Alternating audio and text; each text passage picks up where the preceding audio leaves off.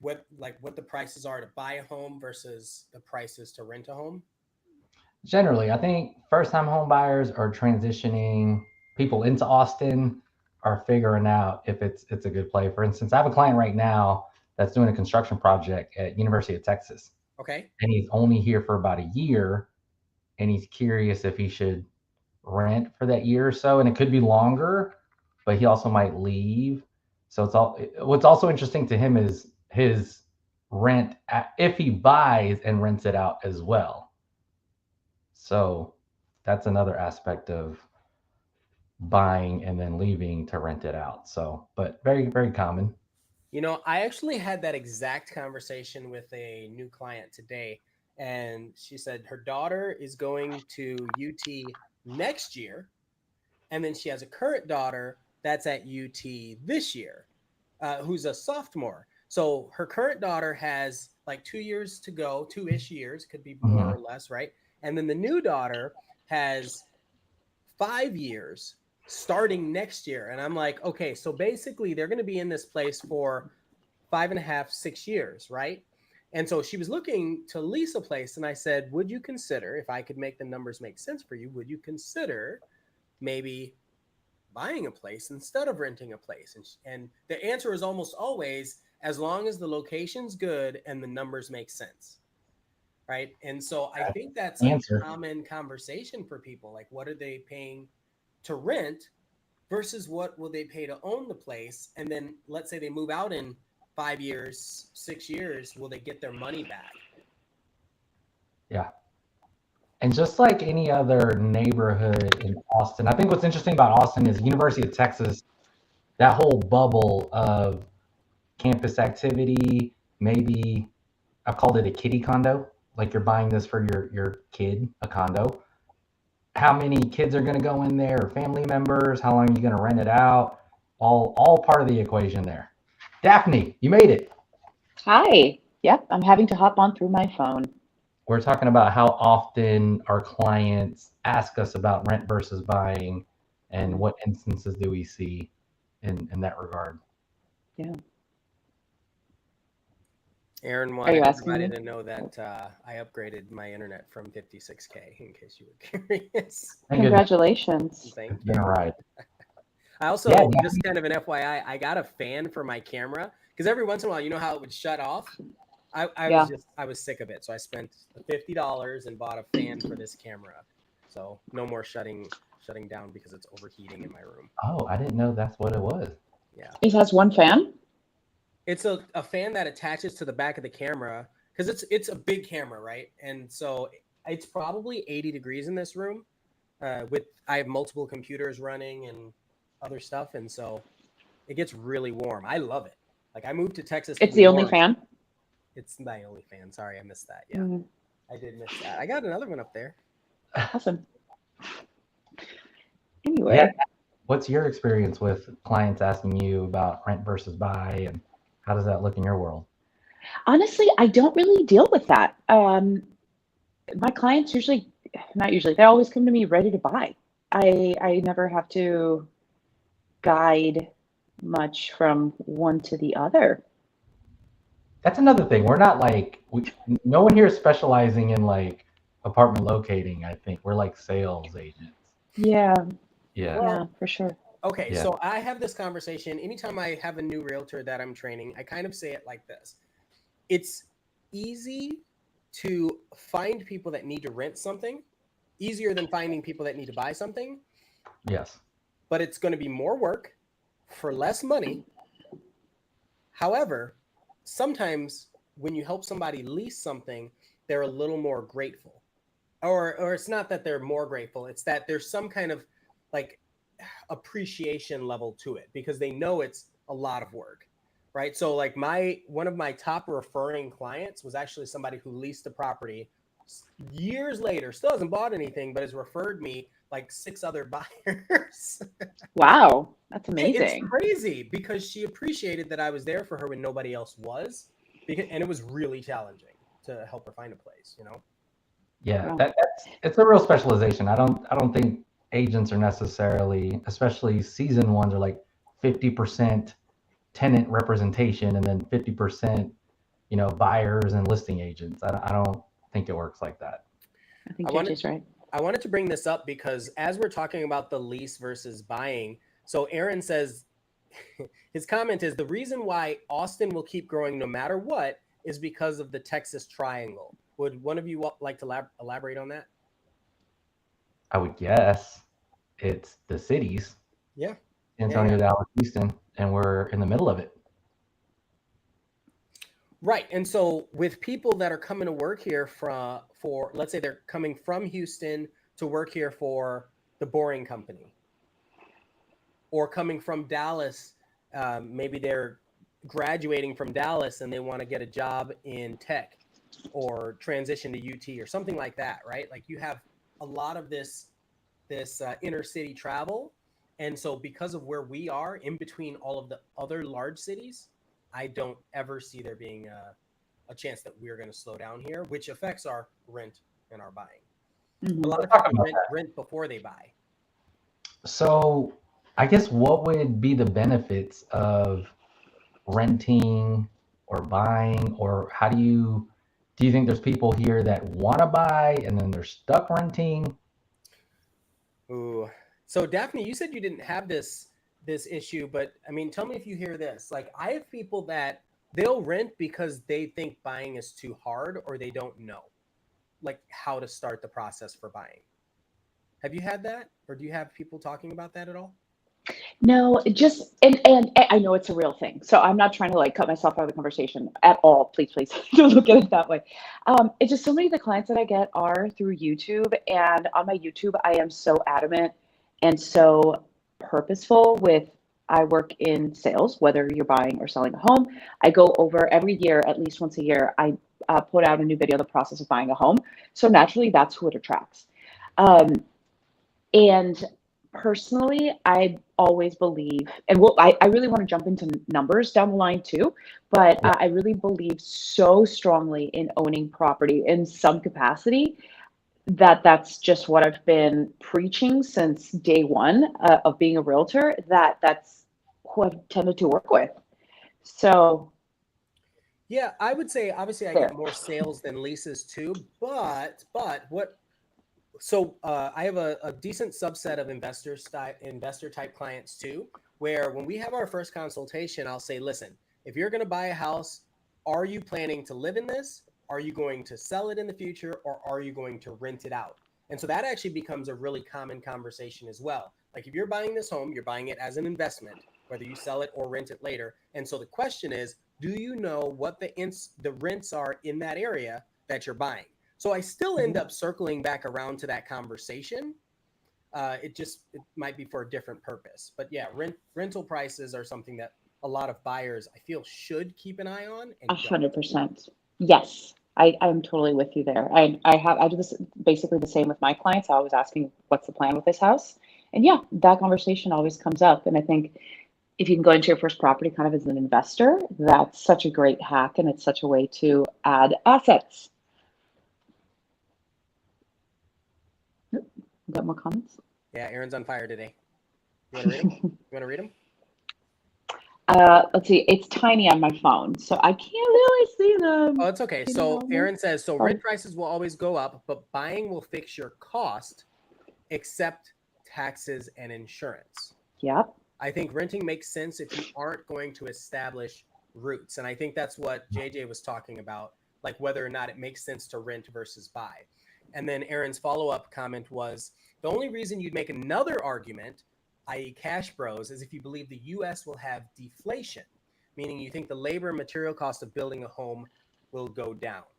And so I think that's an incredible question. Do you think it will cost less to build a home in the same vicinity this time next year or the year after in Austin, Texas? Will it cost less?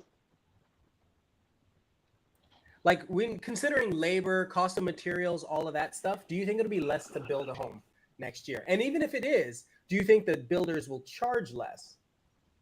Right.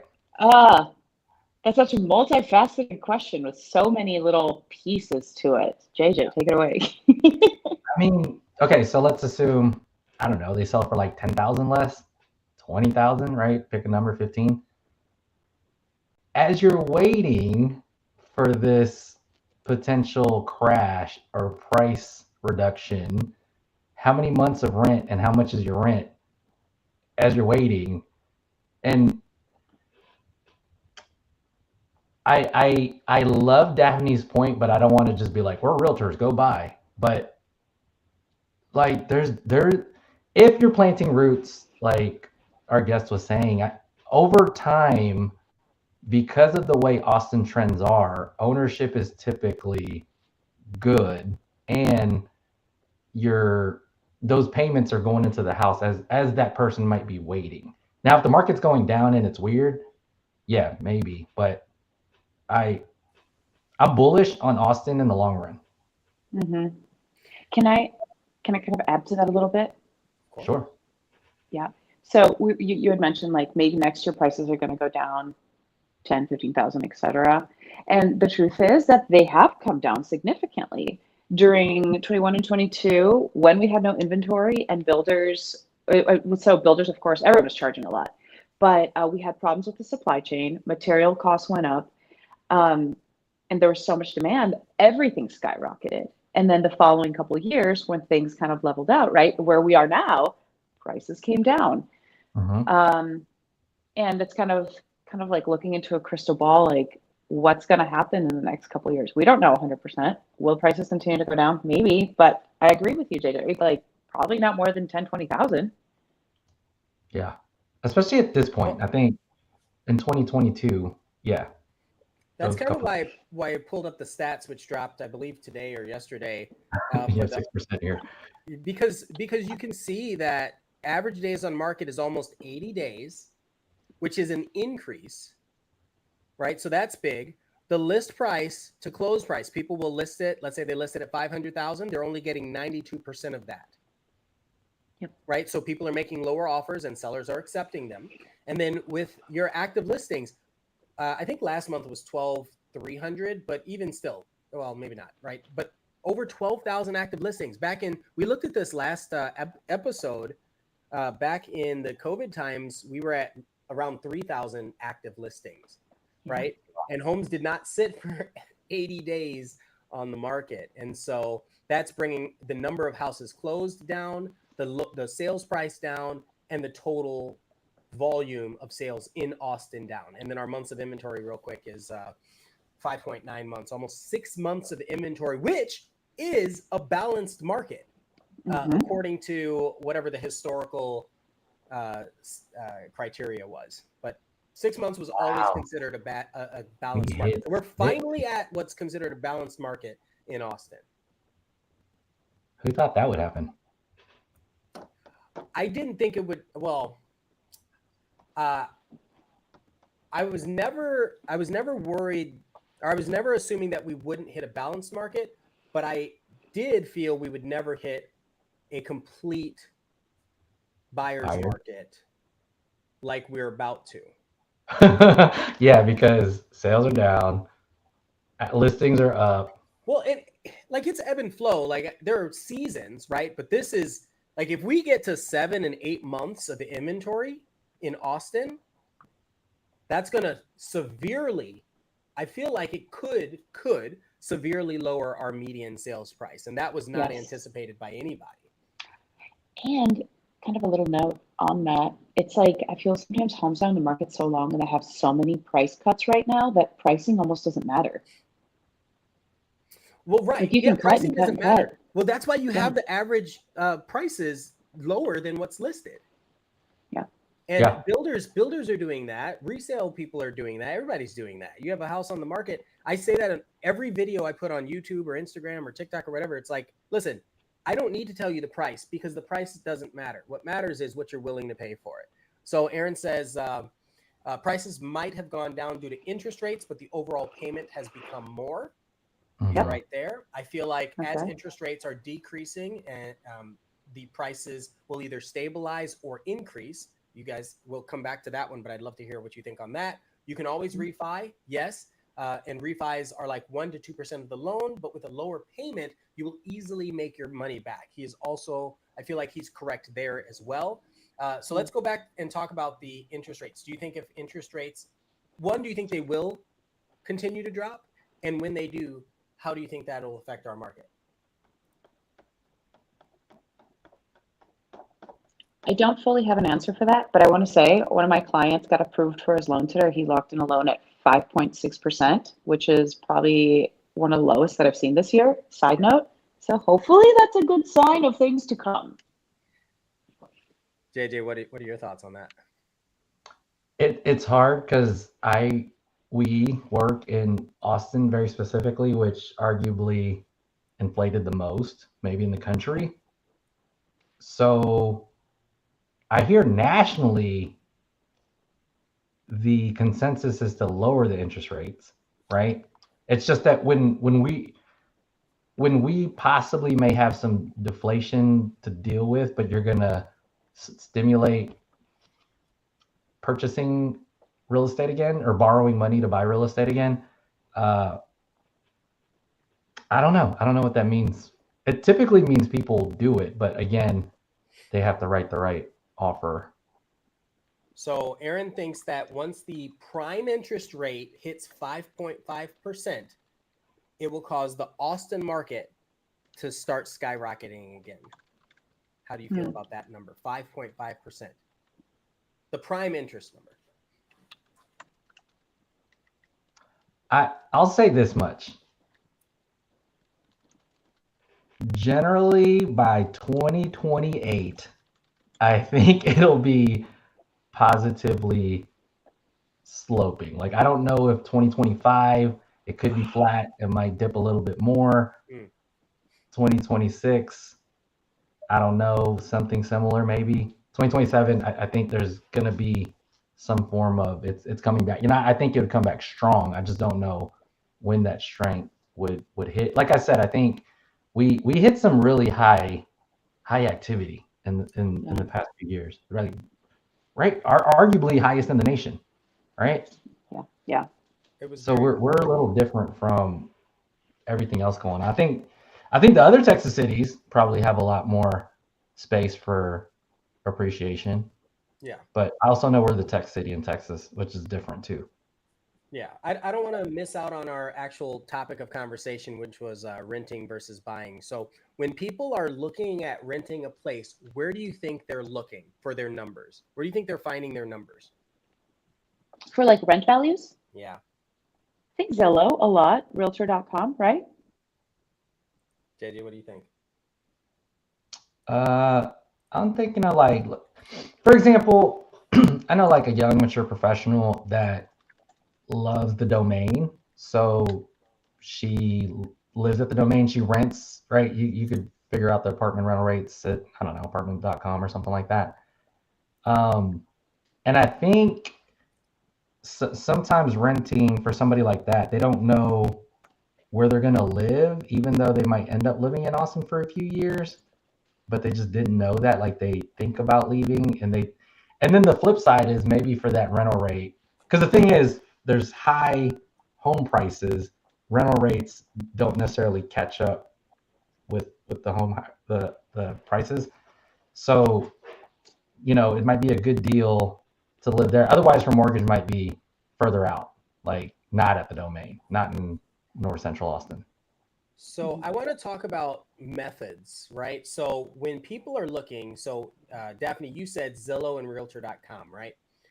I'm going to agree with you on that. You have Zillow, you have Realtor, you have a few others. So I'm going to share. So like you have HotPads, yeah, Redfin. Actually, Redfin might not have rentals at all, do they? Yeah, they do. They have rentals too.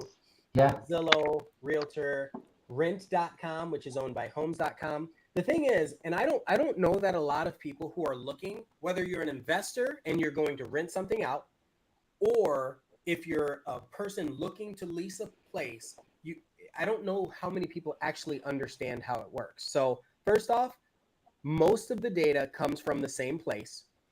What's changing is how frequently you see it, or like how easy it is to see it. So, or how frequently it's updated.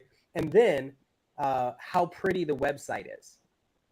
It's really that, like how user-friendly is the website, and then how frequently it's updated.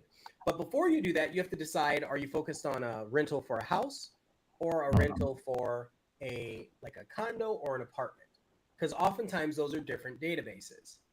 Okay. So when you are working with a real estate professional, they also have a website that you can go to, and you can find rents there too.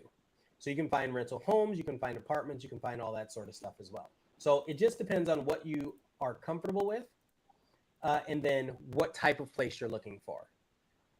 I feel like if you're planning to stay in the area for a while, just like JJ and Daphne said, then you should, while you're looking at the rental prices, you should also be looking at what it could take to buy a place in that same area.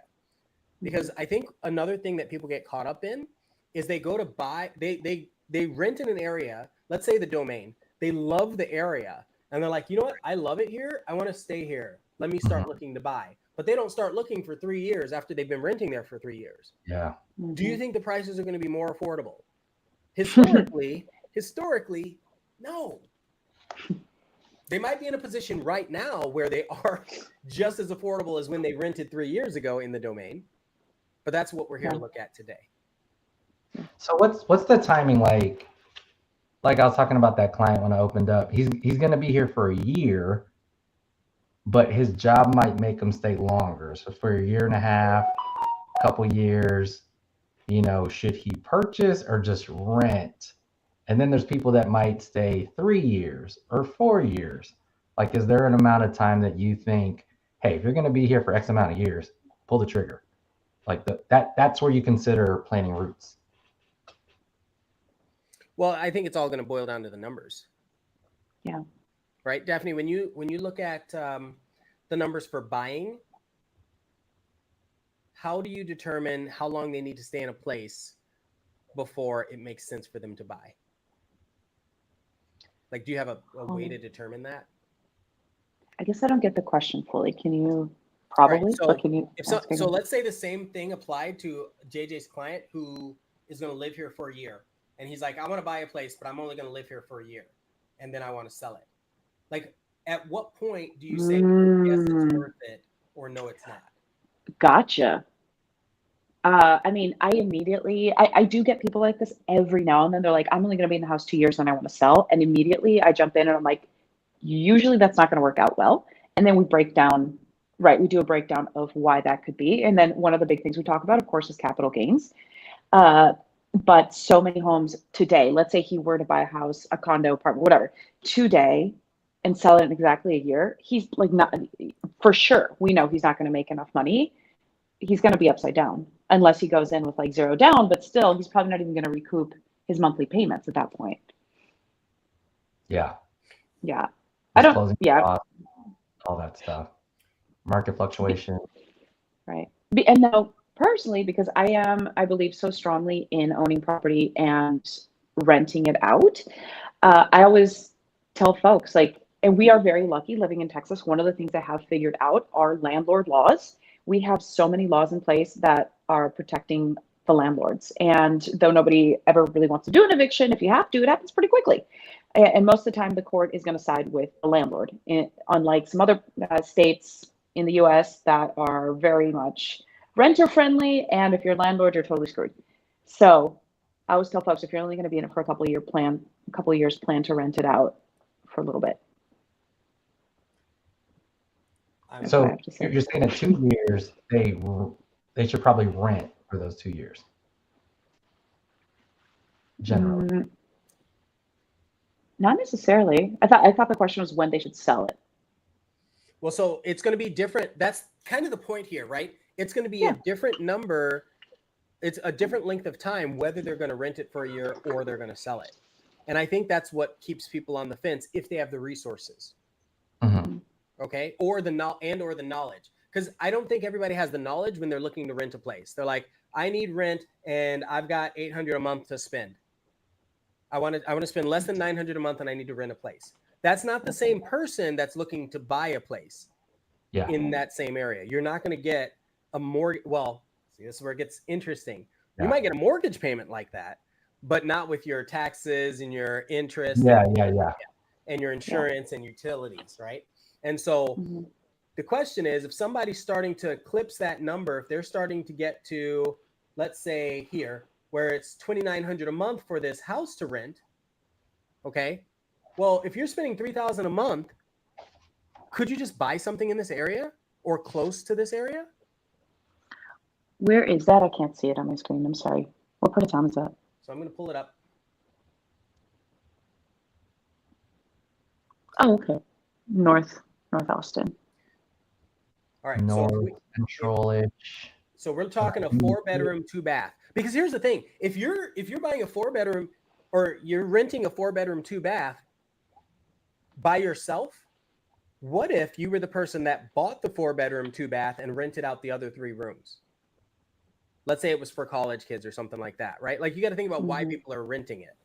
Yeah, this goes back to the benefits of owning.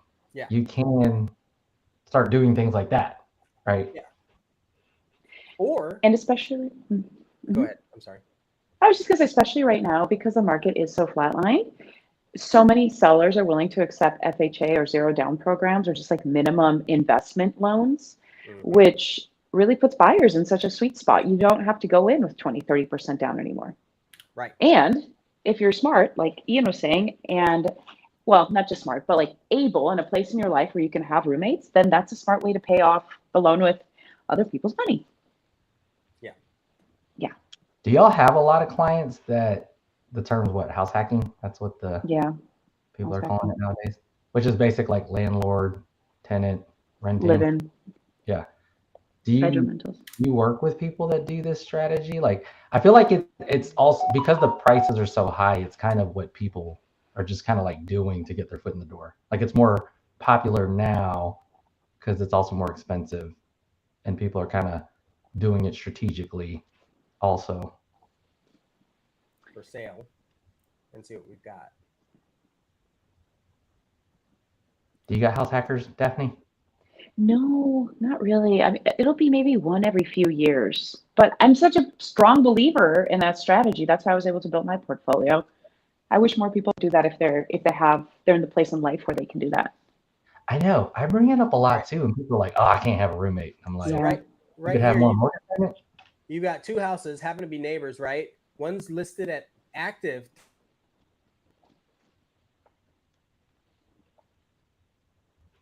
Uh-oh, I think you froze. Hello? Did we lose Ian? This house. Oh, Ian, we lost you. What was it? You said active, and then it cut out. So you got this house for rent, where the rent is $2,900 a month. Okay. You've got this house here that's listed at $399, been on the market 7 days. Listed at $399, $400,000. Can I run the numbers on that? Yeah, that's kind of what I want, right? Okay. But also look at the interior. I have a feeling the interior is probably different from that rental. And we're Let's gonna take a look quick peek. I mean, it is original. Original, built in 1965. OG. Hey, look. But you know what, guys? So nice. Pause 1 second. Excuse me 1 second. If I know this neighborhood, and if you go north of here, literally 4.5, 5 minutes, you will find yourself in Wells Branch, and you can still get let's say a 3-bedroom home in Wells Branch for around $400. That's mostly ready to go. Well, that is very true. So the second thing that people have to think about is if they're renting, do school districts matter to them? Right? Because if you move into another neighborhood, it might shift your school district.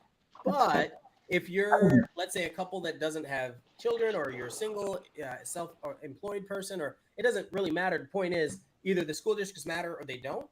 And if they don't matter, then your answer absolutely makes perfect sense. Go 5 minutes north, get the same thing. But I mean, generally we're talking about location. 5 minutes is still different, right? Like, you're starting to talk about this is kind of central Austin. The point is, because of Austin pricing, where you rent is a better deal, just like straight up dollar per month for quality of home. A lot of messages. When you try to match that, you move further away from that location, kind of like further away from central. I don't know if Aaron is talking about me or you or what's happening, but he said IP over avian carrier. That is funny. That's funny. And then you need to know the area. So as realtors, we're not allowed to cite crime statistics, but there are plenty of websites out there that you can look at that will tell you about particular areas, but that's also relative, right? Like if you're from the south side of Chicago or if you're from the favelas in Brazil, that's a very different world than literally anywhere in Austin or Central Texas. And then the pink house guy, I don't know if that's a detractor. Dude, everybody knows about the pink house. Yes. Guy, oh my God. Right. So he has a Pepto-Bismol pink house.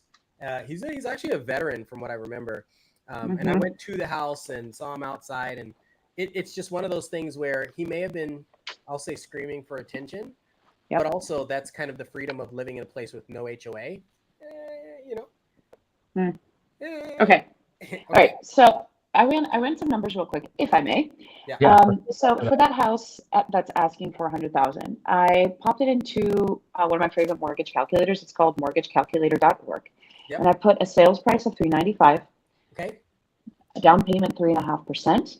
Okay. I put a slightly higher interest rate. I put 5.8. Property taxes, I put about $8,500 a year. PMI is included in there. Right. $1,800 a year for property insurance. And let's calculate the payment on that. Okay, so that's this house, right? The Spearman one? Yes. Okay, so you're right on with the estimated property tax. Again, this is assuming, well, so this is, they have a homestead right now and an over 65 exemption, but with this property tax rate, I could see it staying fairly low, and there's no HOA either. So yes to all of the things you said. Perfect. So all of that gave us a grand payment of $3,253 a month. So we've got $3,200 a month, or you rent in this neighborhood for $2,900 a month. Now, what's the difference? You're getting an extra bedroom and 600 square feet? And it's 600 square feet. And you're also, and you also get to keep, let's say, $14,000 in your pocket because of the down payment. True. So yeah, you get to keep some of the down payment, but at some point there's going to be a break even. I don't know what that timeline is, but also you own it, and you can always rent out a portion of the house and make, if that's your thing, and make income from it. So you're sacrificing the quality of housing because you could see the difference, right? The other one was remodeled more heavily. You're going to be having roommates, and your payments are going to be higher too. They'll be a little bit higher, but if you have roommates, then they won't be, right? Yeah. Because the roommates will be paying down. And that's kind of the sacrifice that, you'd have to make to be a homeowner. Yeah. Yeah. I mean, when I got my first house, it was a new construction, pretty spacious. It was very nice. New construction townhome in Pflugerville, and it had 4 bedrooms, and I rented out 3 of the bedrooms. So I literally did not have a mortgage for the first year and a half that I lived there. Was it sexy? No, not at all. No 20-something-year-old girl wants to be living with a bunch of roommates, realistically. And I lived in my master bedroom and cooked sometimes, and that was it. And then I was out of the house working, so it's no, it wasn't living the dream, but it was a really good way to get equity with somebody else's money. Yeah. Well, and there are some other variables in there. So maybe, I don't know if you travel a lot. I know you travel a lot, Daphne, right? And so if you're traveling, you could even have this on an STR while you're traveling. And that alone could probably cover any difference and, any difference or extra cash to make sure that it brings your rent down a lot. Now, I know a lot of people don't want that because it's not disruptive. A stable number, right? It's a variable number, but I mean, you could make $1,000, $2,000 extra a month based on when it is.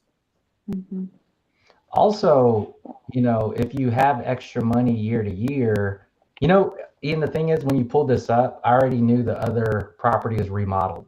Yes. So another benefit of homeownership is you could add value to the property. You could add value to the lot. You could put one of those modular sheds back there and have an extra space, added square footage.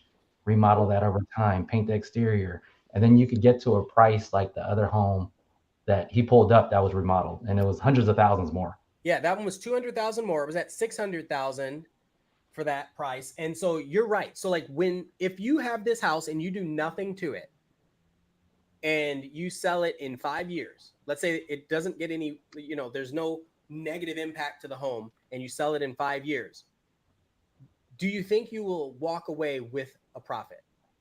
Yes or no question? Yes. Yes. Yes. If you were renting it for $3,000 a month or $2,900 a month for 5 years, and then you exited or you moved, do you think you'll walk away with a profit? Absolutely hard no. Well, I mean, I think it depends on what you invested the extra money in, but if you have any extra money.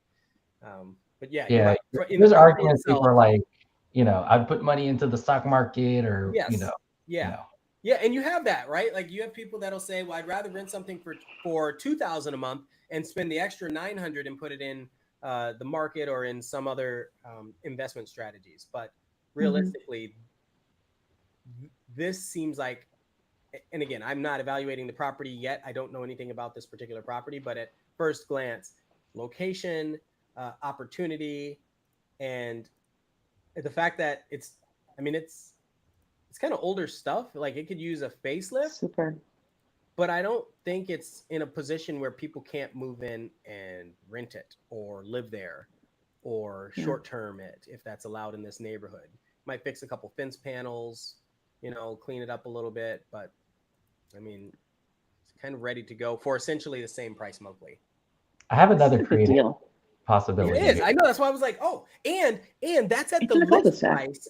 The list price is $400. We saw, based on the numbers, that they're not actually going. Not all homes are going for that list price. Now, obviously, 92% variable, but who's to stop somebody from offering, hypothetically, let's say $350? 100%. We don't know. 100%. And the seller might say, no, just because you did that, we'll take $410. It's like, oh well. I'm curious how long this has been on the market. 7 days. Short, 7 days. Yeah. Okay. Right. Do you think it'll sit?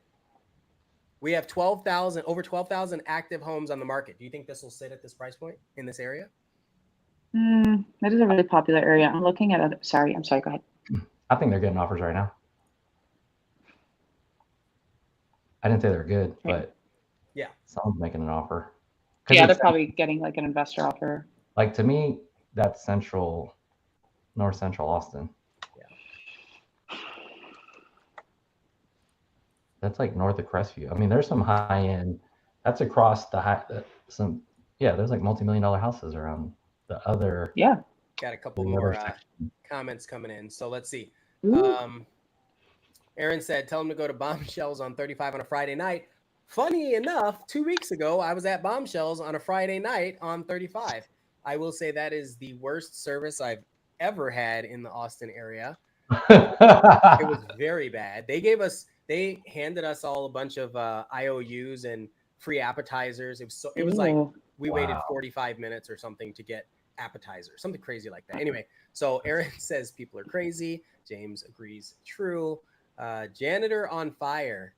Well, I wonder if that's something that I should catch. So overpriced, overbuilt, overhyped, over weird.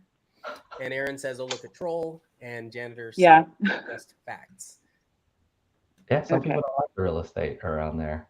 That's open to opinion. I don't understand how you couldn't like real estate in an area. I mean, the fact is it is a thing you can invest in. And if you're just looking at numbers and it makes sense, it's a tool, period. It's really, I always tell people just do, how you did math equations in school? Like Johnny had 5 apples, Yeah. Right? You're just like doing math. I would encourage people to just do math. Like, okay, if, it was a mortgage, what would this look like? Here's another creative idea. Let's say you own the property, but you don't have remodeling money. Is it possible that you could partner up with a contractor or an investor to bring in material and give him a split of what you think the raised value would be and split the profits after the sale? I don't think I understood what you were asking. So I'm looking to the person that's like working to get into this real estate game, and now they've decided that they're not going to rent. They're going to purchase this house. They're going to sacrifice. It's not like remodeled. I'm trying to make a point that when you own a home, you got the collateral and it opens up more options. And if you wanted to remodel it, I would say you could possibly make a deal with an investor to go in with you on the remodel. Like you already own it. Oh, you're talking like a joint venture? A joint venture. And then turn it into a sale or flip? And then like a flip when you're done. Like you do your house hacking, you got appreciation. At this tail end, you want to go ahead and grab the value add. Is that something that somebody can potentially do? You know, I think that's if that was a full-time career path and you spent your time focused on that and you find the right deals, I could see that. But like you were saying before or I think Daphne was saying with the capital gains and then just the whole logistics and project management aspect of it. Mm-hmm. I don't know. If it was to buy and hold, like if you were to buy, do some updates, rent it out and just hold it that way in key locations, I think that could be a really solid strategy, especially if somebody was young and didn't have any or just I'll say single. It doesn't matter what your age is, but if you're single and you don't have any partners to get approval from or obligations or school zones that you have to tie to, that could be a really good option. I know actually a lot of people that are doing similar things, but they're usually after the first project or two, they've learned enough and they have enough capital where they don't need partners. Yeah. Right. So and I like how we're able to talk about, you see what I'm saying? Like you get into the ownership position and then you have I'm a hardcore real estate guy. I'm going to project manage and do this, or let me just lightly do it and just rent it out and just take a step back. You have all these options once you own. Oh yeah. Yeah. And well, that's how, I mean, what is it? 70%? It might be more than that.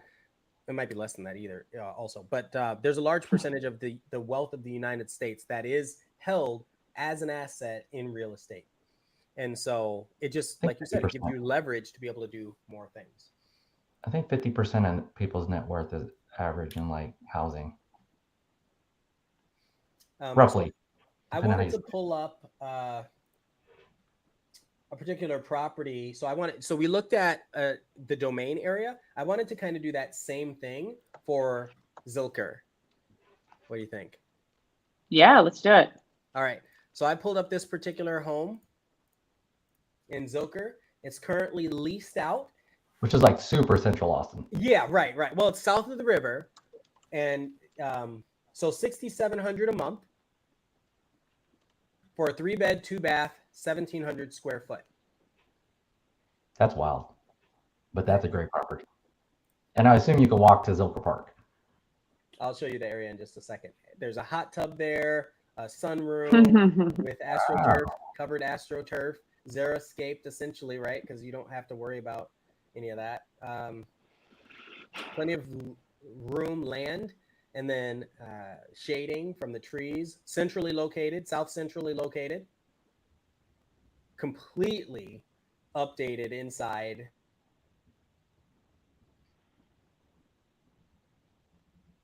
Yeah, for the location, that's sick. This is a comment section question. Is this worth almost $7,000 a month?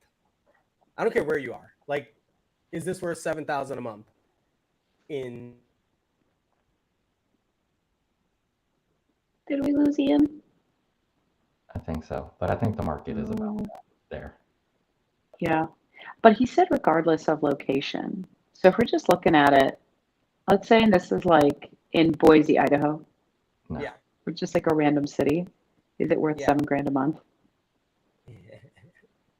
This is like I'm going to say no. That's absolutely not.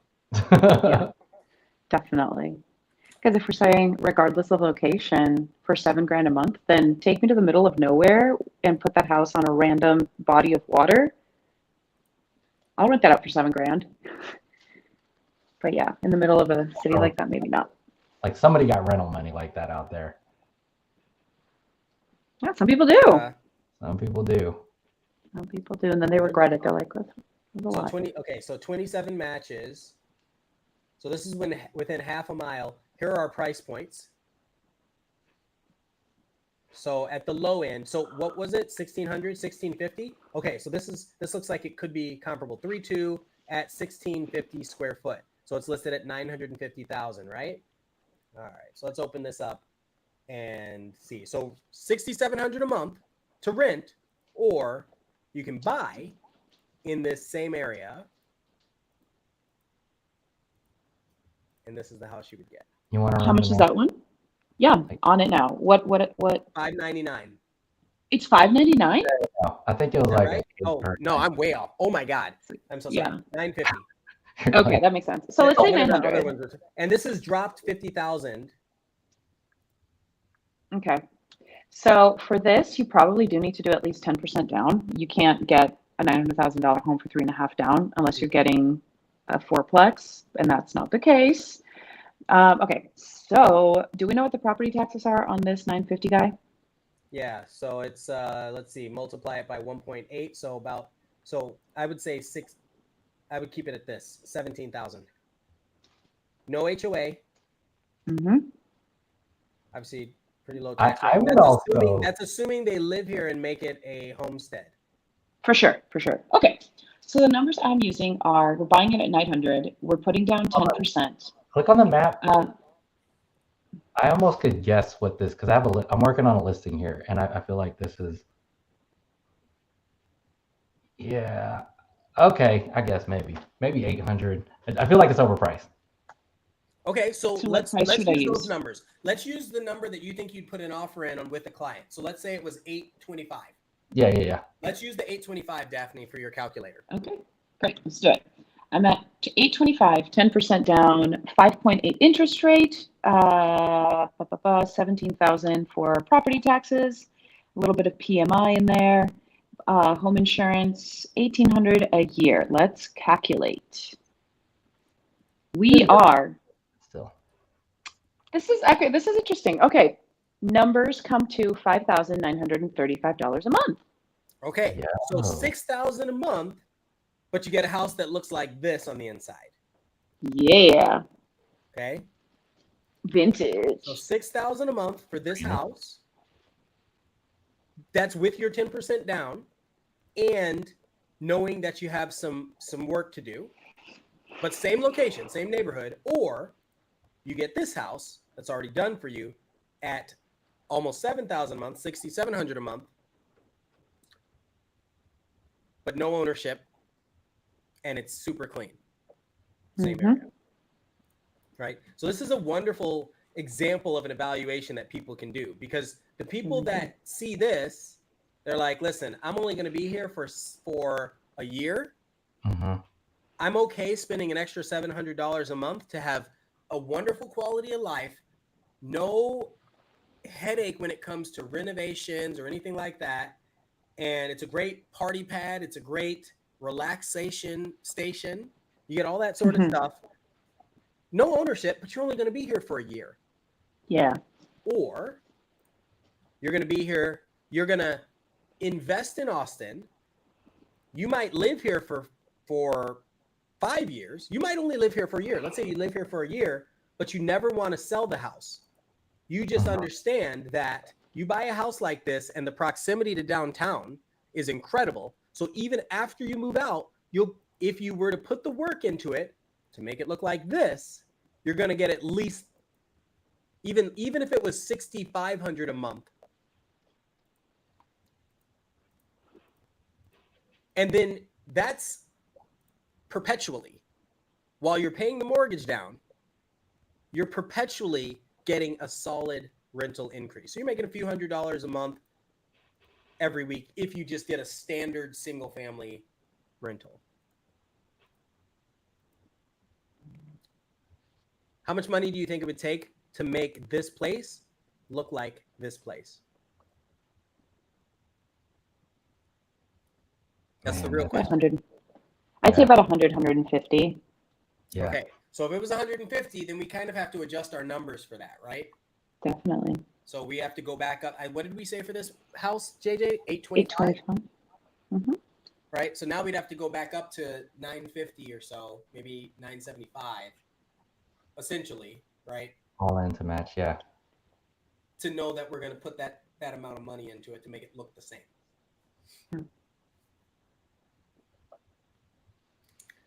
And that's assuming you're, paying retail prices on some of the work that needs to be done and not doing the work yourself or getting a deal or any of that sort of stuff. You're just finding some contractors that can get the work done, or maybe even hiring a GC. Mm-hmm. Ian, can we take a look at, I know a lot of my clients buy homes like in the nearby suburbs, like Cedar Park, Round Rock, Dripping. Let's look at those. Kind of like a meat and potatoes price range. Let's go to Cedar Park. And the reason why I say that is because we have a lot of growth in that area and some exciting projects. We've got North Line and all that sort of stuff coming up. And I love Cedar Park. It still borders Austin, and it has the train, right? The Cap Metro. Okay, so let's say we go. Whitestone's a little. Do you think that's a little far, or do you want to stick around Whitestone? That's. I wouldn't go any further north than that. Okay, so let's look at Whitestone. We've got this house here. Let's do this one. I'm cherry picking, right? So this one's 2.6. 3 bed, 3 bath. Almost 2,300 square feet at more than $1 a square foot at almost $2,600 a month. Okay. Completely empty, but it's a new construction home. So there's a decent probability that nobody's ever even lived in the house. Or only one owner's lived in the house for a short while. All right, so we're here. I'm going to go back to the MLS. So you've got the address, so you can start putting in numbers. For, I don't know, 500? You think it's worth? Let's find something. Cedar Park's probably going to be closer to like 650 if it's new like that. It is super new. I was wondering if they're using like old pictures when it was new. All right, so I've got, there you go, a few of these. This is the same area, so 360, 425, 657, and 655. I'm going to start here just to see if it's even close. Okay. So that's 1,500 square feet. What was the other one? Smaller. 2,300. 23. So let's look at one of these. This is 2,300. It's not even finished yet, but it's in the same neighborhood. It's still a condo. So by the way, for people that are looking, this is a condo, a freestanding condo. All right, so we're checking this. This is one that's going to be built. It's not finished yet, so we can't really compare it. This is not finished yet. So somebody basically bought this, never moved in, and listed it for sale is what it looks like. But let's say we did go for this. 2,300, 657 is what's listed at? 655. Yep. Okay, they're both very close.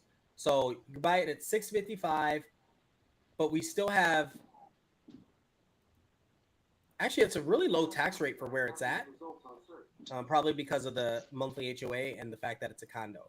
So they don't have the estimated tax rate, but we can just multiply this and this, and then $140 a month HOA. Braun Homes. And it's not built, but when it is done. So let's compare. Let's put these numbers in to your calculator. Let's do it. What are we buying it for? We're buying it for, I'm going to say 650 just to make the numbers easy. Yeah. Cool. How much are we doing down? Your monthly, okay, that's a great question. Because this is a new build, are the people going to move into it or are they going to rent it out? You think? Probably going to move into it.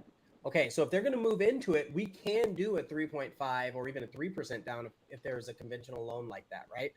So let's make it 5% for easy numbers, clear communication. 5% down.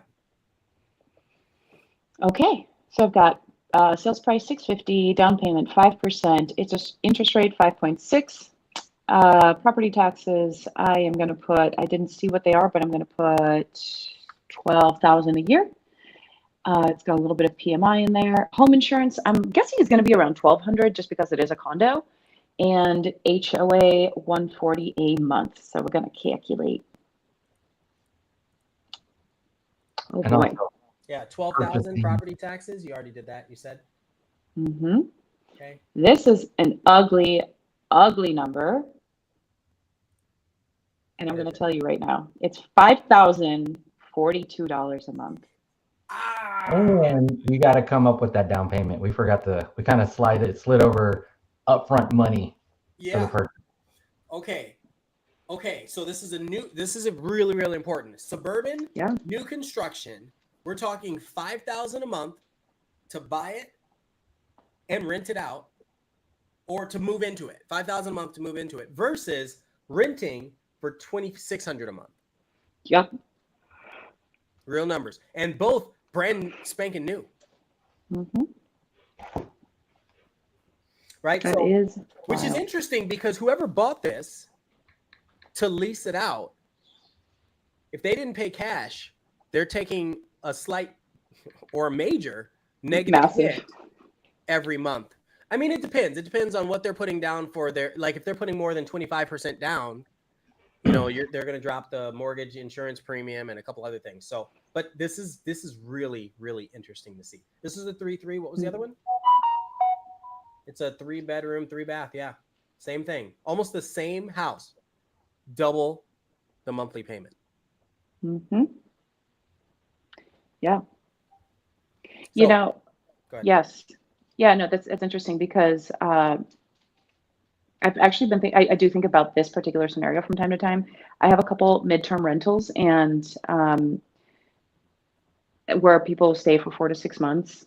And honestly, I've run the numbers before and I thought, wow, if I were to sell this house today, the mortgage would be X amount, and it actually ends up being cheaper by a little bit to rent out for a few months a fully furnished home through Airbnb or short-term rentals instead of buying it and having it be completely vacant and then you have to furnish it and take care of it. You know, I talk to a lot of clients as if every purchase is an investment long term, Mm-hmm. because even if they only plan to live in it in a few years, if there's some kind of weird shift in the market or something like that, you want to be able to hold on to the house and or rent it out. Yeah. Right. And so this is one of those things where it's like, you never, like, if you're paying $5,000 a month until you get it knocked down, like through refinancing or something else, you never want to be in a position where you have to sell it unless there's some major catastrophic situation in your Mm-hmm. life, right? Because Exactly. it's going to take a minute for that price parity, because you can't rent it out. You can't rent it out for what the mortgage payment is. Absolutely not. I think that's the dilemma for a buy and hold investor in the greater Austin area. You end up with numbers like that. Well, and it started happening during the pandemic, and it started climbing and climbing and climbing. But as you saw, there's still the flip opportunity now where you can buy a house and rent, and your mortgage payment is almost the same as what you could rent it out for, and maybe you can even get a surplus or have a profit from renting it out. You're saying that's happening? I'm saying you have the ability to do that now, where in the suburbs, at least with this particular example, new construction, it's still challenging. Yeah, it is. And again, this is that particular example. Obviously, we evaluate these all the time. This is kind of what we do. I want to pull these up just so we don't miss them out. So Finish up Janitor with on the Fire comments. says, yeah, traffic. I forgot traffic. You are not wrong. I was sitting in traffic this morning. It was a lot of fun. I'm glad my traffic car sucks. drives itself. Once all the cars drive themselves, then traffic will be less of a headache. Okay, so James says, okay, traffic, I agree. Overbuilt. Why aren't prices still so high then? That's too much inventory equals price decline. Janitor on Fire says, put 5% down on a conventional loan, live there for 12 months, convert the formal dining room into an extra bedroom, and house hack, rinse and repeat every 12 months. That's a value add. You know, I remember a couple years ago. No. This was like right as the pandemic started. Somebody ended up getting a new construction home. I think they had to relocate, something like that. They put their home on the market it was a 4-bedroom house.